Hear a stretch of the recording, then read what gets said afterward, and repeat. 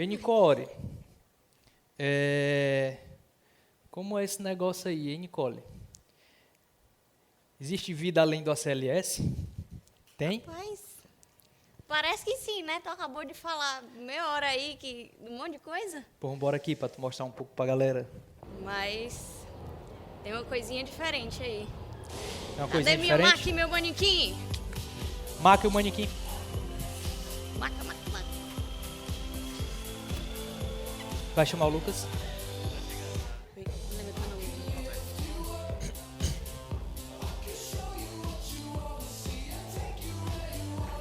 Tem mais dançar, não. mano. Uma sede danada em café, mano.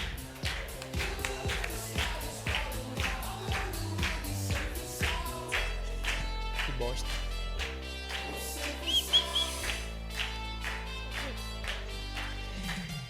Cadê o livro? Então, pessoal. Obrigado.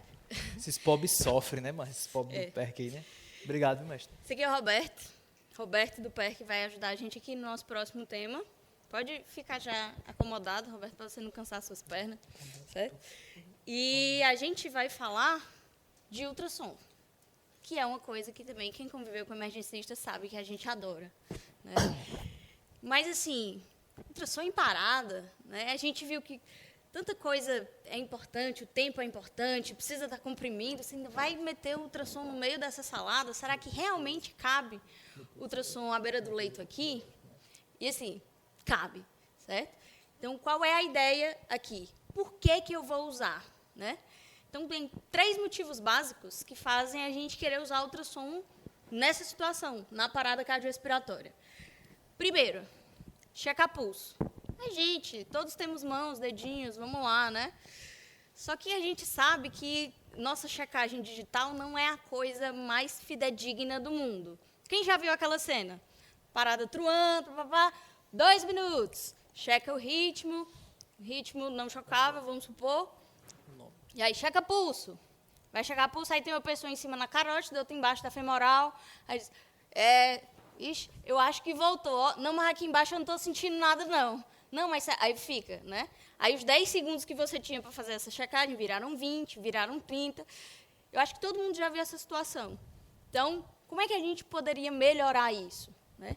O ultrassom é uma resposta, porque você está adrenalizado, você não está sentindo nem a sua boca direito, você não está sentindo quase nada, você está ali extremamente elétrico, e você depende da sensibilidade da ponta dos seus dedos para determinar se o paciente voltou ou não.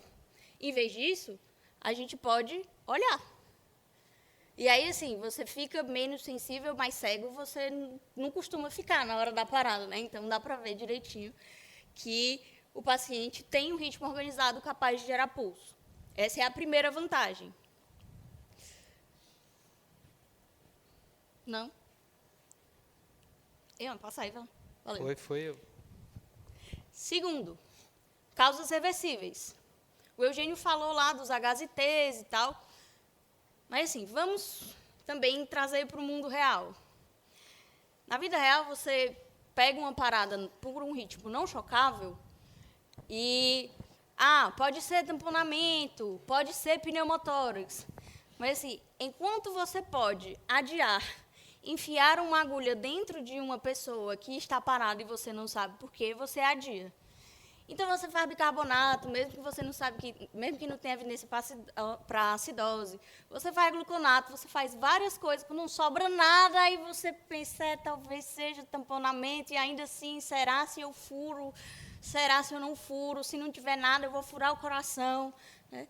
Então, é outra decisão difícil, e esses pacientes, muitas vezes, essa perda de tempo significa a perda do juízo dele, vai queimar o HD, e aí, às vezes, você até consegue o retorno à circulação espontânea depois, mas não tem mais neurológico para salvar, né? Então, para pesquisar causas reversíveis, também é muito interessante. Porque, por exemplo, se você olha no monitor e vê isso aqui, às vezes o paciente não tem pulso, e essa é a imagem que você vê. O coração está ali, ó, desesperado, batendo, tá? Cheio de líquido ao redor dele. E, assim, adianta comprimir aqui, certo? Você aperta, mas na diástole o coração não consegue encher, ele está sendo exprimido de fora, né? Então, mesmo que você comprime e faça um ACLS todo bonitinho, 5 a 6 centímetros de profundidade, 100 a 120 e tal, mas você não vai conseguir gerar débito, porque o coração não consegue encher direito, certo? Outra coisa também, TEP, né? TEP, a gente sabe que a gente pode, em algumas situações específicas, usar trombolítico dentro da parada. Onde a gente tem mais evidência disso, apesar de ser uma evidência fraca, é no TEP. Putz, mas como é que eu vou desconfiar de TEP na hora da parada? Obviamente, primeiro de tudo, tem que ter história, né? Não vai chegar, não, qualquer paciente pode ser TEP, taco trombolítico. Quem já trombolizou o paciente na parada sabe que nem sempre o final é bonito. Às vezes, a pessoa começa a sangrar por todos os poros, então, não é uma coisa que você pode ir fazendo assim, de panaceia, né? Aí vamos tentar, que nem às vezes a gente tenta o bicarbonato, né? Não, está aqui, parado, não volta, vai, faz 10 ampolas de bicarbonato aí. Né? Com trombolítico não dá para ser assim, nem por custo, nem por racional fisiológico. Então, o paciente geralmente tem uma história sugestiva, e aí, se aliado à história sugestiva, você chega e vê isso aqui são as câmaras esquerdas, aqui são as câmaras direitas. Normalmente, você espera que as câmaras esquerdas sejam maiores, mas aqui está bem maior o lado direito, né? Nesses casos, com uma história por trás, você pode também pensar em trombolizar esse paciente intraparada, né? E só o cuidado que a gente tem que ter. Tem algumas outras coisas que deixam o lado direito do coração grande. Exemplo, paciente pneumopata, que já tem corpo pulmonar, ele pode ter o coração direito grande. Então, isso lhe ajuda, mas não é simplesmente olhando para isso que você vai bater o martelo e tacar trombolítico. Tá? E outra situação é pneumotórax. Né? Nem sempre é evidente que o paciente teve um pneumotórax. No cenário do trauma, na parada por trauma, isso é muito mais frequente do que em pacientes clínicos. Né? Tanto que no trauma, muitas pessoas advogam um fluxograma totalmente diferente desse que a gente está discutindo aqui. Tá? Mas em paciente clínico também pode ter parada por pneumotórax. Por exemplo, um asmático. Já atendi um asmático uma vez que parou por um pneumotórax bilateral. E a gente pensou nisso usando o ultrassom. Que aí no ultrassom pulmonar, o que é que você vai ver? Você vai ver um padrão A, né, que é um ultrassom bem aerado, mas que essa linha pleural aqui, essa parte mais branca, ela normalmente se movimenta. E aqui, você ventilando o paciente, ela não vai estar se movimentando e vai fazer esse padrão de código de barra aqui, certo? Então, com essa evidência nesse contexto, num paciente que tem história sugestiva que pode estar parado por isso, eu vou de um lado e está desse jeito, vou do outro lado e está normal, deslizando quando eu ventilo, então é uma outra causa reversível que eu posso pensar e diagnosticar com ultrassom. Né? E o terceiro é o que o Dr. Calil já falou, guiar as compressões. Para isso, o transesofágico é mais fidedigno, mas ele precisa de um tratamento específico, é menos disponível, mais caro, aquela história toda. Mas dá para você fazer isso com ultrassom transtorácico também. Vai ter alguma interferência na imagem e tudo, mas mãozinha firme, você consegue também ver se você está comprimindo no lugar adequado ou não, certo? Passa, coleguinha, por favor. É para cá. Pronto. Problemas, certo? É muita coisa para você procurar. E a gente já disse que a gente tem pouco tempo. Então, que horas, durante a parada inteira, eu vou pesquisar essas coisas? Nas pausas para checagem de ritmo e pulso, certo? E quanto tempo precisam durar as pausas para checagem de ritmo e pulso? 10 segundos. Putz, em 10 segundos, como é que eu vou pesquisar isso tudo? Né? Então, você não vai fazer tudo de uma vez. Mas você precisa respeitar essas pausas, porque, como o Dr. Calil falou, quanto mais tempo você demora, menor a sobrevida do seu paciente. Além desse tempo, tem um outro conceito que a gente usa, que é de fração de compressão. Você tem que passar a maior parte possível do tempo da parada comprimindo o paciente, gerando débito cardíaco mínimo para ganhar tempo. Tá? Então, você tem que fazer tudo isso em 10 segundos. por conta disso, quem vai fazer esse ultrassom não é, com todo o respeito à Bruna que está aqui presente, mas não é o R1, que ainda está aprendendo qual é o transdutor, se esse aqui é o setorial ou se é o convexo. Quem tem que fazer esse exame é a pessoa mais experiente em ultrassom que você tiver, certo? E, ainda assim, é que nem via aérea. Via aérea, quando você vai entubar, ela hipnotiza muito. Às vezes, a gente acha que ainda está dentro dos 10 segundos, mas já passaram 15, já passaram 20. O ultrassom também, a imagem, não, peraí, está quase bom aqui, deixa eu ver. Você não pode cair nessa armadilha. Então, mesmo uma pessoa experiente, ela tem que prestar atenção para o tempo. E, para tentar sistematizar isso aí, para a gente fazer isso de uma forma organizada, foram criados vários protocolos. Certo? Existe uma infinidade de protocolos, se você for pesquisar na literatura, propondo o uso de ultrassom, especialmente o uso do eco, do ultrassom cardíaco, no manejo da parada. Tem protocolo FIO, protocolo Lima, né? Tem vários protocolos. O mais recente, um dos que causou mais furor naquelas revistas de fofoca que o Dr. Calil mostrou, foi esse protocolo aqui, que foi lançado em 2018 na revista americana de emergência, que é o protocolo CASA. Qual é a ideia do protocolo, certo? É pegar essas coisas que a gente falou, que a gente precisa pesquisar, e sistematizar de um modo a evitar que a gente perca tempo e que a gente detecte as coisas mais frequentes primeiro. Então, como é que acontece o exame, né? Primeira coisa que você vai pesquisar é tamponamento cardíaco. Por quê? Porque, dentre aquelas causas reversíveis que você pode checar com ultrassom, é o que é mais frequente, certo? Até 15% dos pacientes, se não me engano, dentro desse contexto, param por tamponamento. Então, é a primeira coisa que você vai procurar, né? Então, está lá, conduzindo a parada, você chegou com o seu ultrassom. Antes de dar os 2 minutos, você já tem que estar pronto, porque você só tem 10 segundos. Não dá para você usar esses 10 segundos só para posicionar o probe e achar a janela, você já vai perder pelo menos metade desse tempo, certo? Então, você chega, gelzinho no transdutor, para isso a gente usa o transdutor setorial, gelzinho no transdutor, e você vem na janela subxifoide, que é aqui embaixo do apêndice xifoide, certo? E coloca o transdutor apontando para o coração. Eu vou mostrar já direitinho com o ultrassom como é que faz isso. Olho, aí fica lá, esperando, né? Por exemplo, está faltando 10 segundos, você já se posiciona lá. Beleza. 10, 9, 8, 2 minutos. Nessa hora que alguém está checando o pulso, outra pessoa está checando o ritmo, e você está tentando adquirir a imagem. Então, não tente interpretar a imagem nessa hora, porque senão você vai ficar olhando para a tela e vai perder tempo, esquecer do tempo passando, certo? Nessa hora, o que é que você faz? Grava, depois sai e volta a compressão, e aí você revisa o que você gravou. E aí a primeira pergunta que você vai fazer é: tem tamponamento? 2 minutos, volta ao CLS, aquela história.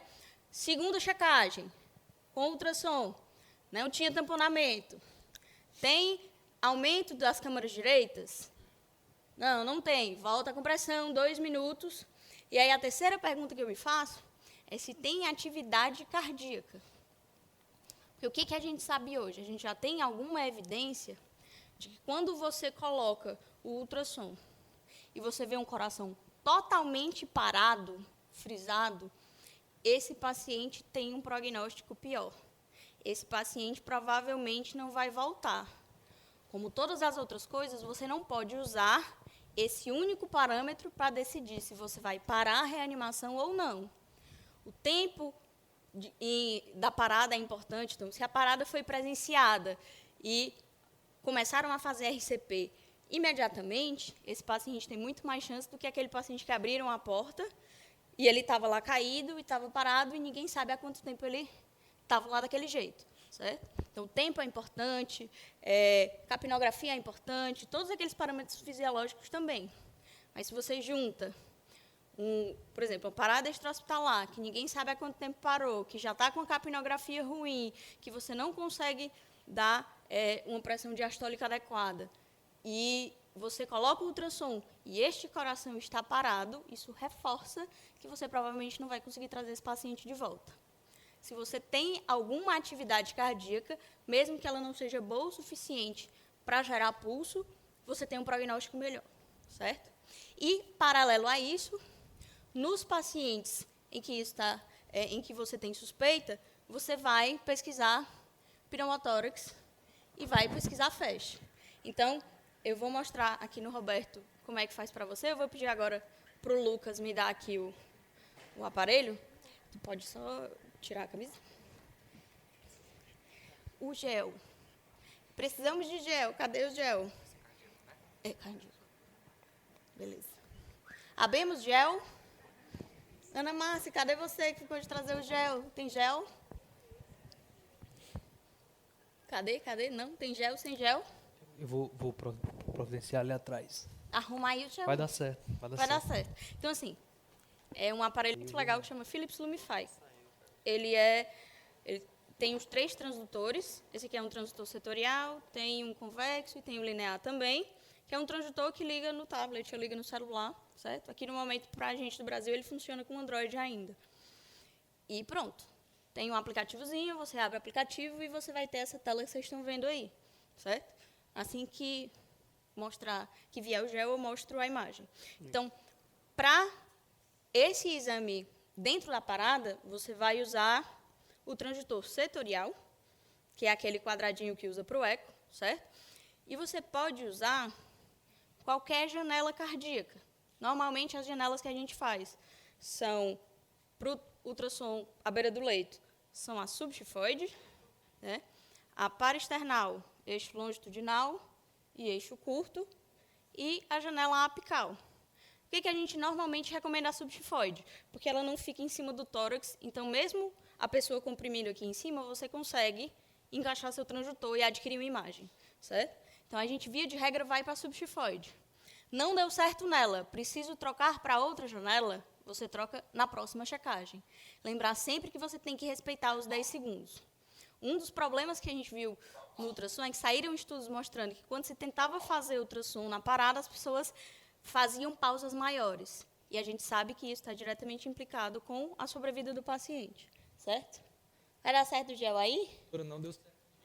Acabou o gel no hospital. Como é que faz? E aí, como é que faz agora? Soro. Não, o álcool não pode, porque danifica o footprint do aparelho. Lucas, o álcool pode não, né? Deus me livre o álcool, né? Faça isso não, porque aí fica mais caro. Fica mais caro aqui o episódio, certo? Então, assim, na verdade, o gel, ele é para criar uma interface, tirar o ar entre a pele e o transdutor. Então, não tem o gel, né? Ou não tem o gel estéreo, eu preciso que seja estéreo. Mergulhei. Você molha. Ou pode derramar também no... O bicho tá todo arrepiado. Aí, ó. Tá aí. E aí, vamos ver aqui se a gente consegue uma imagem. Deixa eu olhar por aqui. Quando o aparelho é bom, o modelo ajuda, né? E a doutora sabe fazer, aí facilita, né? Deixa eu só ajeitar aqui o negocinho. Aumentar um pouquinho o ganho. Molhar mais é besteira, né? Tava no contrato isso aí, né? O pessoal tinha te falado que era com soro, né? Pronto. Certo. Vamos ver aqui. É bom que o ar, pelo menos aqui em cima, não está muito forte. Pode diminuir essa luz aqui, galera? Pronto, vai rolar. Só para melhorar aqui. Vamos ver. Jogar aí o sorinho. É por isso que você posiciona antes, tá? Se o cara tivesse parado, já tinha ido 10 segundos embora há muito tempo. Dobra a Mas perna aqui, professor. você vem aqui Pode embaixo. dobrar a perna, dobrar. Isso. E aqui, as duas. A princípio, para ver tamponamento, eu não preciso ver muita coisa, tá? Eu preciso ver se tem um círculo preto enorme ao redor do meu coração. Então, eu não preciso de uma janela perfeita, maravilhosa. Só ajeitar a profundidade aqui de novo, para ficar melhor. Certo? Então, assim, qual é a ideia aqui? Na hora que eu já vou... Calil, só aperta salvar loop aqui para mim. Era para eu ter feito isso antes, tá? Então, assim, faltando 15, 10 segundos para terminar o ciclo, eu já vou antes salvando o loop e pronto. Salva automaticamente aí, né? Vou Bom ter os esse 10 negócio. segundos, idealmente alguém conta. 10, 9, 8, 7. E o mínimo de tempo que eu conseguir salvar o loop, eu saio. E aí depois eu vou revisar, né? Olhar nos meus exames salvos. E aí volta a compressão, eu me afasto e eu vou revisar o loop aqui. Na hora eu não estava pegando direito, mas aqui. Ficou Já bom. vi que não tem tamponamento. E eu vou fazer isso sequencialmente para os próximos, certo? Se eu achar que eu preciso ver pneumotórax, ou se é um paciente que eu acho que pode ter líquido livre na cavidade, por exemplo, eu posso fazer um FAST também, certo? E aí, no caso aqui do Lumify, eu tiro esse transdutor e troco pelo linear, tá bom? Fazer o tórax, né? Então, só para mostrar aqui para vocês. Pelo menos tá Bem. quentinho, né? A luz deixa quentinho, né? Tá tranquilo, né? Peraí, só pegar. Não se preocupe não, vai dar certo. Aquele negócio lá que a gente combinou vai dar certo. Viu? 10 centavos. Não tá aqui. Sair Vai dar tranquilo.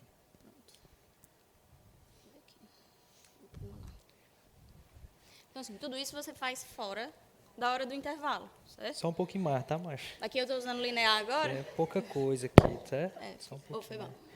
É porque o pessoal fica com desculpa, não tem gel, né? Não dá pra fazer, né, Nicole? Dá pra fazer, né? Dá, molha o paciente inteiro. Olha aí, ó, como fica sucesso. E aqui, ó. É por conta da hipotermia terapêutica aí, né, Calil? Entendi. Ó. Então, aqui você tem um padrão A. Respira fundo, Lucas. Ó. Se você olhar lá para a linha pleural, que é aquela linha, ó, ela se mexe, né? Isso aqui é o pulmão normal. Se eu faço isso de um lado, eu vou do outro. Segura a respiração. Tá com Respira Nicole, agora tá não. com Nicole. Daí, Nicole, o point pra eu apontar pra você, Aqui, ó. leve pra casa não. Ô, Mar. Pensa. Eu achava que tu nem ia perceber, ó. Então, assim, Vai lá, Nick. coloca aqui em cima, certo? E não parar de respirar, ficar sem respirar aí. Prende a respiração, jogador. Aqui, ele ainda tem um movimentozinho que você vê que é o movimento cardíaco. É o coração batendo ali, ó. Ele pulsa de acordo com o coração. Então, eu sei que a pleura está íntegra. Se eu não vi Respira, nenhum viu, mestre? movimento, Isso, respira. Agora respira. Avisa o cara, Nicole. Respira. É, né? pelo menos bom se ele parar aqui, igual se a gente tem entubar, tem ventilador, Ele tem habilidade para ser R1 de emergência, ele, Tem, viu? eu tô Manda achando, prender ó. a respiração, ele Conversa com a gente prende, mais tarde. nem reclama. Ele que vem quando for o crico também, não? Oi? Foi o viário, parte de crico. É, ele? não, é o da Crico é no próximo episódio, de abril, Mas é com quando ele ele vier. Não, vai ser outro interno que eu já conversei com ele já. Ah, tá, beleza. Então, assim, não, agora tu me devolve. Pá. Então, assim, Valeu, mestre. a ideia é essa. Obviamente, só como... Se aqui na demonstração a gente enganchou, isso não é uma coisa que, vi ontem lá no Emergency Talks, vou fazer agora, primeira vez da vida. Idealmente, você treina que nem você treina a CLS, certo? E aí, volta só para o slide Troca o lá. data show do computador, pois lá. Isso. Já fizeram estudos comparando esse protocolo com só chegar e fazer ultrassom. E o que é que foi percebido? Que usando o protocolo, você diminui muito os tempos, certo? De checagem de ritmo, né? E teve até melhora de retorno à circulação espontânea nesses pacientes, apesar de não ser estatisticamente significativo. Então, assim, dá para fazer, precisa treinar, e quem vai fazer na hora vai ser uma pessoa experiente. Mas ajuda muito. Acho que todo mundo aqui tem uma história para contar de um paciente que estavam conduzindo faz um tempão, e aí você pega o ultrassom e você vê uma coisa que muda o manejo do paciente e volta. Tá? Então, usem, pensem, cursos, vamos fazer, mas dá para fazer demais. Beleza?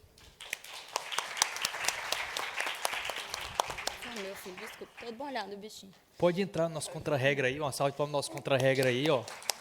Valeu, professor. Nicole, Oi, eu.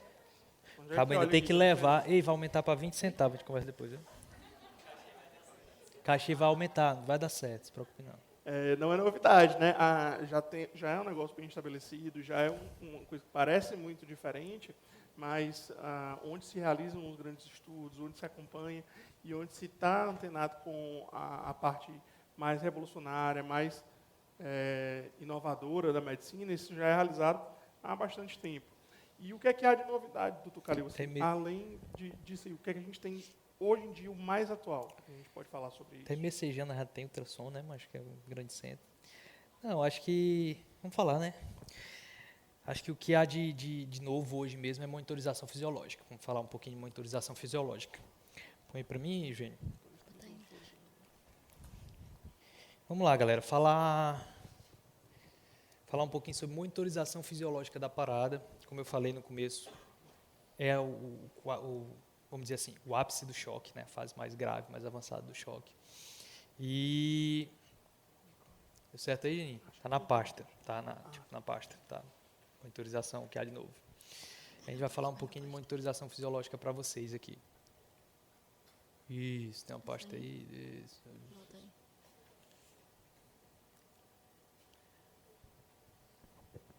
Certo. E aí, professor?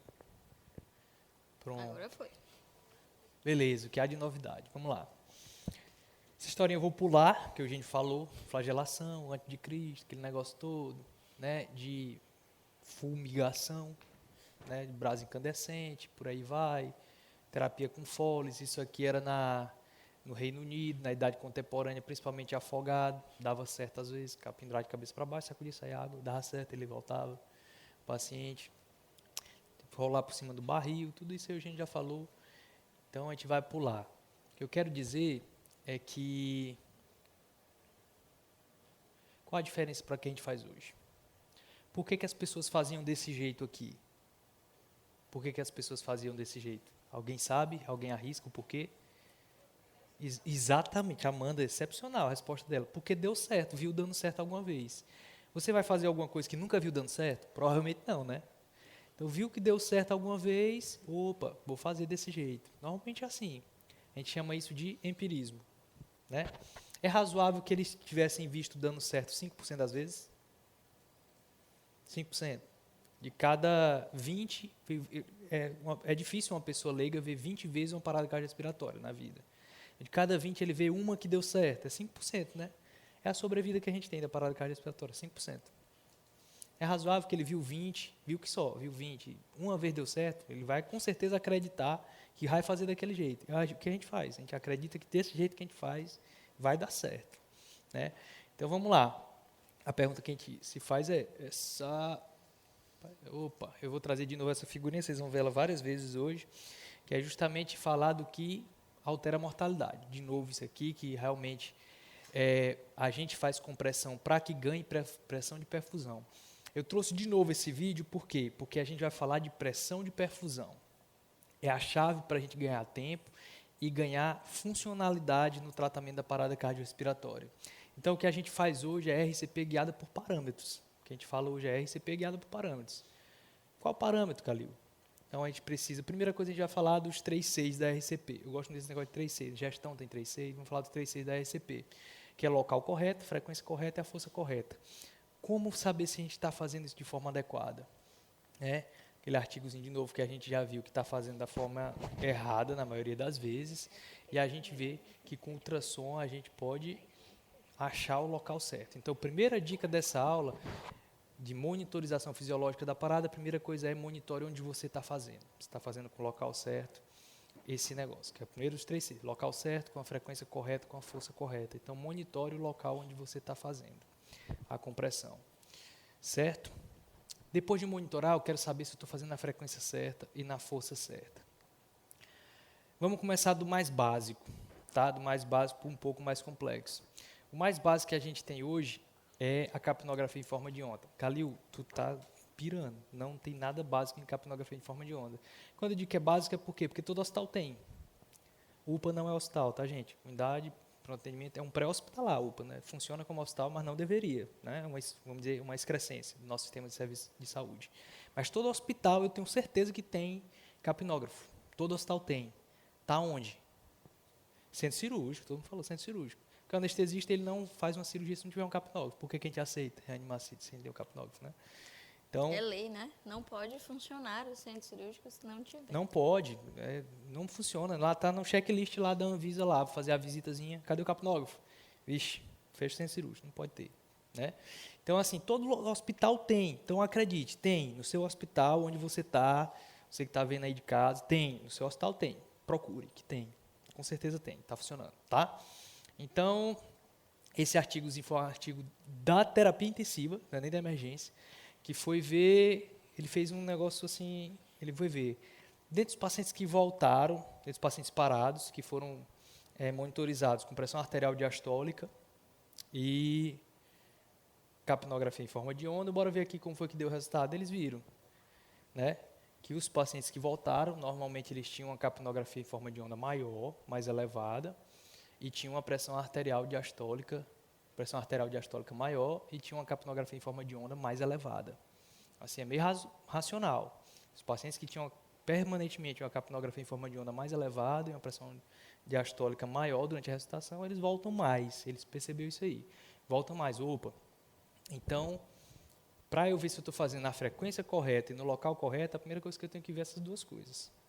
Eu preciso realmente de uma linha arterial, principalmente no ritmo não chocável. Eu falo muito em direção ao ritmo não chocável, porque no ritmo chocável quem salva é o choque. Eu estou ali ganhando tempo com compressão, mas quem salva é o choque. Aqui não. É a fase avançada do choque. Eu tenho que resolver isso aqui. Então, a pressão de perfusão coronariana vai ajudar muito nesse sentido. Esse aqui, como é que a gente dá pressão de perfusão coronariana? Lembrar que a pressão de perfusão coronariana é a pressão arterial diastólica menos a pressão no átrio direito, inferida no átrio direito. Essa é a pressão de perfusão coronariana. Formulazinha lá, o cálculo é esse. Pressão arterial diastólica menos a pressão no átrio direito. O que é que dá diástole, pressão na diástole? Resistência vascular sistêmica. Certo? Resistência vascular sistêmica. O que é que dá resistência vascular sistêmica, que aumenta o que é? Exatamente, vasopressor. Então, está aqui o porquê da gente fazer vasopressor na parada. Porque eu consigo aumentar um pouco a resistência vascular sistêmica e eu jogo mais pressão de perfusão para dentro da coronária. Então, aqui é a chave de usar vasopressor. Falei de novo, cadeia de sobrevivência, nenhuma droga altera a mortalidade na parada. Ponto. Isso foi uma grande interrogação por muito tempo, estudos pequenos com epinefrina, mas nunca tinha se testado epinefrina versus placebo, versus água. E esse foi o primeiro estudo, Paramedic 2 Trial, foi feito no pré-hospitalar do Reino Unido, e ele comparou a epinefrina com placebo. Um estudo grande, quase 10 mil pacientes selecionados, não só randomizados, mas depois de excluídos, quase 10 mil pacientes. Grande maioria dos pacientes, eram de causas não chocáveis, de ritmos não chocáveis, que é onde a gente vê que talvez o vasopressor realmente se insira. E a grande maioria, 90% de causas médicas, ou seja, não era trauma, tá? Não era trauma, que a gente sabe que é outra doença, parada no trauma. No nosso módulo, no nosso episódio de trauma, a gente vai tratar sobre isso. É outra doença, nada a ver com isso aqui, tá? Parada de causa clínica é uma coisa, parada de trauma é outra, totalmente diferente. Então, assim, 90% de parada de causa clínica, ou seja, mesmo no pré-hospitalar é coisa que a gente vê no dia a dia. E o resultado foi esse aqui. Foi o primeiro estudo que mostrou um benefício da adrenalina, do vasopressor, no quesito retorno à circulação espontânea e sobrevida em 28 dias, na alta. Sobrevida na alta. Problema, essa aqui é a escala de Rankin modificado, para quem não conhece. 0 é sem déficit nenhum, 6 é morte, 4 e 5 são incapazes. Eu já falei aqui, a gente trata a parada cardiorrespiratória não é para ter retorno à circulação espontânea, mas para devolver o paciente para a casa dele, para a vida dele. Para a galinha lá que estava botando ovo, depois do choque, né? 24 horas depois ficou estalecido, voltou a botar ovo. Voltou a ser funcional. A gente trata a parada cardiorrespiratória para isso. E aqui, ó, que eles viram que no grupo da adrenalina, apesar de ter tido uma sobrevida maior, a gente teve um número maior, proporcionalmente, e de forma absoluta também, de pacientes com ranking 4 e 5. Ou seja, dentre os pacientes, voltou mais, pouco mais. No entanto, voltou uma plantinha, com perdão da palavra, né? Teve pacientes com pior desfecho neurológico. A gente acredita que pela descarga adrenérgica, a dose da adrenalina que a gente usa na parada, 1 miligrama a cada 3 minutos, ou seja, acabou minha vida, bufo, acabou minha vida, bufo. É uma dose grande, é uma dose cavalar, ninguém faz isso. Um paciente não parado.